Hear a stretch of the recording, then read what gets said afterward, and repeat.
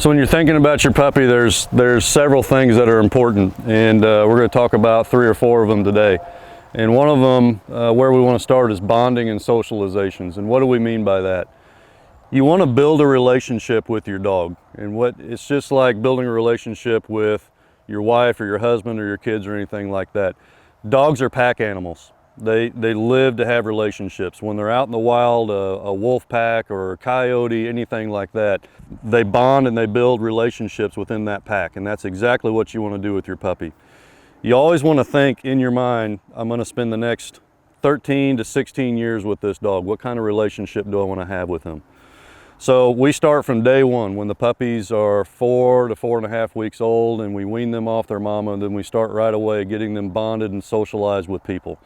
And we let as many people handle them as we can so that they begin to associate human interaction with pleasure, with making their life easy, those kinds of things. And you want to continue that on with your puppy for the first 6, 7, 8 months.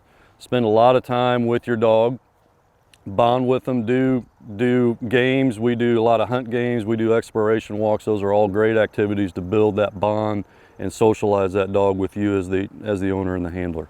So it's important that you do that. You need to set time aside every day for that. The end result of that is a happy dog that wants to be with you, that wants to go out and work, which then transitions into your training very, very well. So it's important that you set time for that. Rules and expectations. That's the next thing you need to think about with your dog. So you get your puppy home, they're 7 or 8 weeks old, and they're a bundle of energy, and they're fun, and you want to hold them and you want to cuddle them, and all that's great.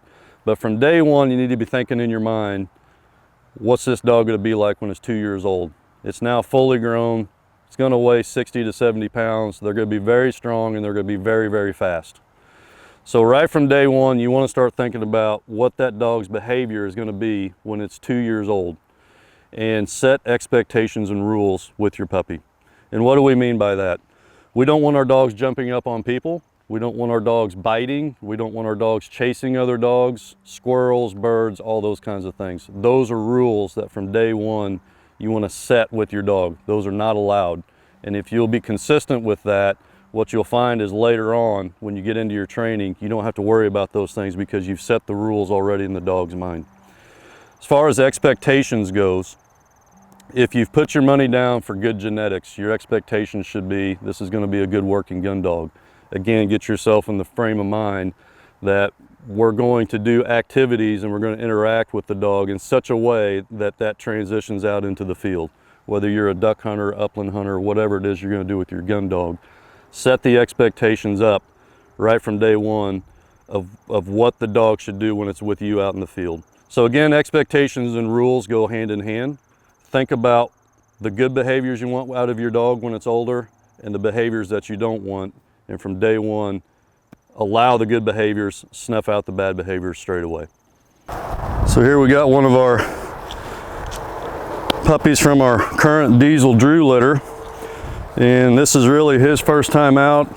And we're going to introduce him to an exploration walk. So what we do with all of our young pups is as soon as we can, we get them out and we start walking them out into cover, let them explore what scent is all about. How to use their nose, and you can see he's already getting into that, but that's not good stuff. Come on. And we'll do this straight through for the first 5 or 6 or sometimes even 7 months. We'll take them out and just go on exploration walks. And what we do is they're off lead, but they're walking along with us. And what I'm doing is just letting them use their nose. If they want to go in and explore a little piece of cover as we're walking along, I let them do it. Because what we're doing is teaching them that if they get their nose down, they can learn all about scent and how to work cover. But right away, I'll find a nice little piece of cover, tall grass, something like this, and I'll bring my pup up to it, and what we do is play what we call a little hunt game. I'm just going to get his attention, and you can use a tennis ball, a little piece of food, anything you can toss out that's going to encourage him to get his nose down into that cover and use it to find it.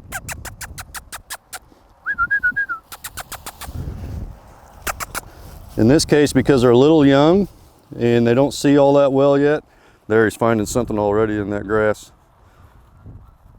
And he's learning how root down in there and get underneath of that cover and find whatever it is he's smelling, which is exactly what we want. This is great.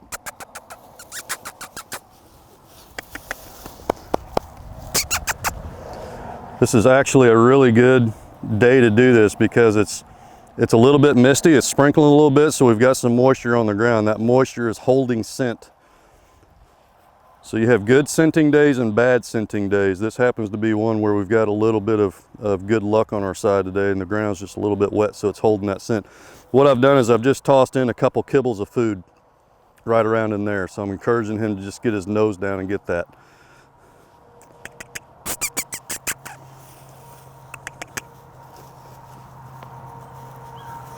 There, he's getting down to it. That's exactly what I'm looking for. That's wonderful. I'm teaching them that if they get down underneath that cover, they're going to find something. This is what happens when birds are wounded. They look for cover to get themselves hidden down deep. I've seen it. Ducks get in flooded corn and they'll actually dive and get down underneath the corn to hide themselves. You've got to have a dog that's willing and able to get down underneath of this to find that bird. Otherwise, you'll never find the bird. Good lad, good lad. And at this point, I'm going to introduce my hunt command. He has no clue what it is, but we're going to go ahead and start this command. In his mind, over time, he'll begin to associate this command with get your nose down and hunt. And for us in our program, the command is lost. So I'm just going to start telling him lost, lost, lost, lost, lost. I'm going to encourage him to get his nose down. Good boy, good. Lost, lost, lost, lost, lost. And I'm just going to do this. Over time, he will have heard this command and he'll associate that. Look at that, that's beautiful. Getting right up underneath that cover. Exactly what we want. Good boy.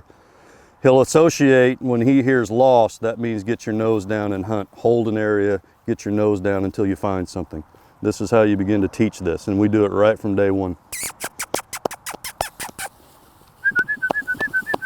Lost, lost, lost. Good boy, good boy. Lost, lost. Really happy with that. You can see the drive, you can see he's happy. So I'm studying this puppy's body language this whole time. What I'm trying to do is understand what he's telling me. What he's telling me is he's happy with this game, which is what we want. We want happy dogs, energetic dogs full of life. We're not going to put any pressure or anything on them, especially at this stage. They don't know anything. We want everything to be fun, and that's exactly what's going on here. You can see his little tails going here. He's having a lot of fun with this game. This is what we want. Beautiful. Good boy. Good boy. That was a good little exercise right there. So now we're just gonna praise him a little bit. Good boy. That was a lot of fun.